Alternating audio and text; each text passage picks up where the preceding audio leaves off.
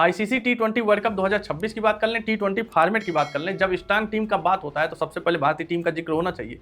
ऐसा मैं इसलिए नहीं कह रहा हूं कि मैं भारतीय हूं और मैं क्रिकेट फैन हूं, भारतीय क्रिकेट का आंकड़े कहते हैं। 47 टाइम भारत 200 प्लस रन बनाई है, 25 बार ऑस्ट्रेलिया है, तो सोचिए ये लोग कितने कम है। तो 200 रन अगर इंडिया बना रही है, इतने बार बना रही है, तो डोमिनेंस उससे साफ दिखता है कि भारत का टी20 में दबदबा कैसा है। कोई इसका मुकाबला अभी तक नहीं है। तो इसका मुकाबला नहीं है, 200 रन भारत बनाती है, तो इसकी जिम्मेदारी किसकी है? इसकी जिम्मेदारी ओपनर की जितनी ज़्यादा है, उतना इसको खत्म करने की बात हो तो फिनिशर की भी रोल अहम हो जाता है।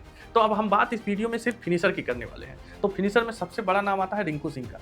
तो बात यही करने वाले हैं कि क्या रिंकू सिंह बतौर फिनिशर वो डोमिनेंस कैरी कर पा रहे हैं जो भारतीय टीम का दबदबा है टी20 फॉर्मेट में। जिस तरह से भारतीय टीम उम्मीद करती है एक अच्छे फिनिश की कि भारतीय टीम हर मैच में 200 प्लस पार कर जाए, क्या रिंकू सिंह उसके लिए सटीक है? और अगर रिंकू सिंह सटीक नहीं है या रिंकू सिंह का कोई अल्टरनेट देखना हो तो वो अल्टरनेट कौन हो सकता है? इन सारी चीज़ों पर हम इस वीडियो में बात करेंगे। तो रिंकू सिंह का पहले परफॉर्मेंस देखते हैं। 42 मैचों में 30 इनिंग्स में 648 रन मारे हैं, 40 का इनका एवरेज है और 155 का इनका स्ट्राइक रेट है। देखिए स्ट्राइक रेट बताता है कि अच्छे फिनिशर हैं, क्योंकि जिस तरह से फिनिश करना चाहिए वो 19वां 20वां 17वां 18वां ओवर जिस तरह से होना चाहिए, जिस स्ट्राइक रेट से होना चाहिए, तो रिंकू सिंह सबसे टॉप कंटेंडर है। लेकिन देखिए ये भी बात सही है कि रिंकू सिंह 42 मौकों पर 30 बार खाली इनिंग्स पाते हैं। इसके मतलब भारत जो है, भारत बहुत कम मौके छोड़ती है रिंकू सिंह के लिए। भारत हो सकता है रिंकू सिंह से पहले ही उस पारी को या तो खत्म कर देती है, या तो जीत जाती है, या तो 20 ओवर पूरा भारत खेल लेती है। रिंकू सिंह के अलावा ही बाकी प्लेयर खेल लेते हैं, इसका ये मतलब हुआ। दूसरा ये हुआ रिंकू सिंह का एवरेज 40 का क्यों है? 40 का एवरेज होने का मतलब ये है कि रिंकू सिंह को गेंदें भी बहुत कम मिलती है। जब भारत इतना डोमिनेटिंग परफॉर्मेंस कर रहा है, रिंकू सिंह 42 मैचों में जो भारत के हिस्सा भी रहे हैं, भारतीय टीम 200 प्लस से 12 से 13 मैच में मार चुकी है। तो उस हिसाब से आप सोच लीजिए कि उसकी जिम्मेदारी कौन लिया होगा? उसकी जिम्मेदारी मिडिल ऑर्डर तक ही वो मामला सिमटा दिया गया है। तो बात होता है कि क्या रिंकू सिंह सही फिनिशर है? देखिए रिंकू सिंह के मौके तो मिले हैं, रिंकू सिंह को शायद कहा जाए तो मौके आते ही नहीं है, क्योंकि भारत टीम इस समय प्रबल प्रचंड फॉर्म में है अपने, इसलिए शायद उनके मौके मिलते नहीं है रिंकू सिंह को कि रिंकू सिंह अपने आप को साबित कर पाए कि हाँ भाई साहब मैं बहुत अच्छा फिनिशर हूँ।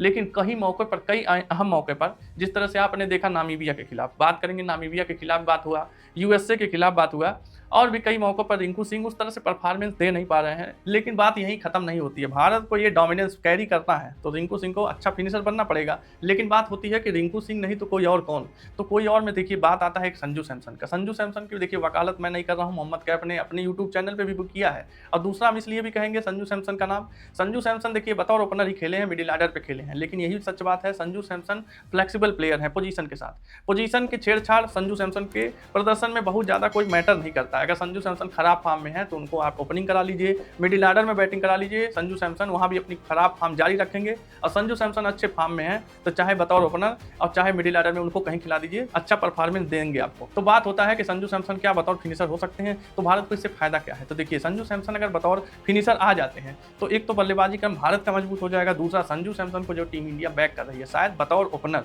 उन्हें बैक करना शायद इंडिया बंद कर दे। तो जो क्रिटिसिज्म झेलना पड़ता है टीम इंडिया मैनेजमेंट को कि संजू सैमसन को हद से ज़्यादा बैक किया जा रहा है, सुमन गिल जैसे स्टार प्लेयर को मौके नहीं मिल रहे हैं, तो वो शायद क्रिटिसिज्म भी नहीं झेलने को मिलेगा। संजू सैमसन के पास एक लास्ट चांस होगा कि संजू सैमसन अपने परफॉर्मेंस को बढ़ाएं बतौर फिनिशर, क्योंकि ये भी बात हो जाती है कि आपको मौके भी कम मिलेंगे तो आपको लोग नोटिस भी नहीं करेंगे। संजू सैमसन बतौर ओपनर खेलते हैं इसलिए नोटिसेबल होते हैं। हर मैच में उनसे उम्मीद की जाती है 50 60 70 रन मारेंगे 20-30 बॉल खेल के, विस्फोटक शुरुआत भारत को देंगे।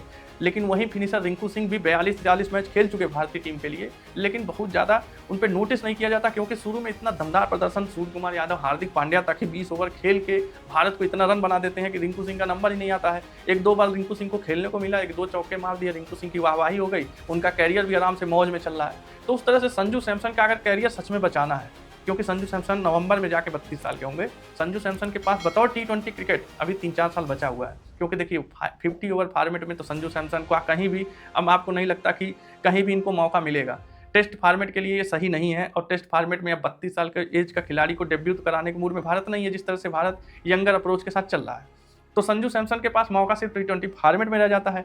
ओपनिंग में भारत में अभी वैसे गुत्तम गुत्ती चल रही है, किसान किशन खिलाएं कि अभिषेक शर्मा के साथ संजू सैमसन को इंट्रोड्यूस कराएं, सुमन गिल अभी खुद ही बैठे हैं, यशस्वी जायसवाल खुद ही अपने उसका वो कर रहे हैं, वेट कर रहे हैं। तो इतने सारे प्लेयर हैं, तो शायद संजू सैमसन के लिए अब मौके बतौर ओपनर कम होते जा रहे हैं। लेकिन हाँ, संजू सैमसन के लिए क्रिकेट मरा नहीं है, T20 फॉर्मेट की बात करें, अगर इनको बतौर फिनिशर खिलाया जाए तो हो सकता है परफॉर्मेंस दें, क्योंकि देखिए रिंकू सिंह 28 साल के हैं, रिंकू सिंह के पास क्रिकेट बहुत बचा है। और देखिए ऐसा नहीं वो पैदा होकर फिनिशर बनता है, रिंकू सिंह अगर बतौर फिनिशर खेलते हैं भारतीय टीम में, IPL का उनका इतिहास अच्छा रहा है बतौर फिनिशर, तो संजू सैमसन भी बन सकते हैं, क्योंकि वो क्रिकेटर है, अच्छे क्रिकेटर हैं, तो किसी पोजीशन को अच्छे से अडॉप्ट कर भी सकते हैं। क्योंकि देखिए विराट कोहली हुए, आपके रोहित शर्मा हुए, ODI के ये लोग हीरो थे, टेस्ट के हीरो बने, लेकिन बात है कि T20 फॉर्मेट में इन्हें मौके दिया गया, बड़े प्लेयर थे, इसलिए T20 फॉर्मेट में जिस तरह से T20 का इंटेंट होना चाहिए इन्होंने जल्दी अडॉप्ट किया।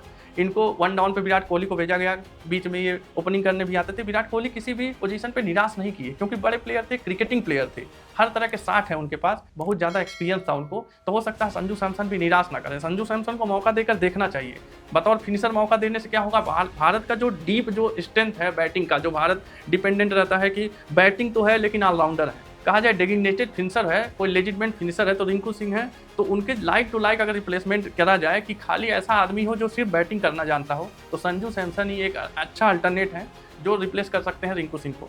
तो आप बताइएगा कि आपके हिसाब से क्या रिंकू सिंह को रिप्लेस करने के लिए संजू सैमसन सबसे बेहतर कंटेंडर है, और क्या रिंकू सिंह को पूरे मौके देना चाहिए कि संजू सैमसन को एकाध मौकों पर टेस्ट करना चाहिए T20 वर्ल्ड कप 2026 के लिए? कमेंट में आप बताइएगा, और आपको वीडियो पसंद आए तो चैनल को सब्सक्राइब जरूर करिएगा। जय हिंद।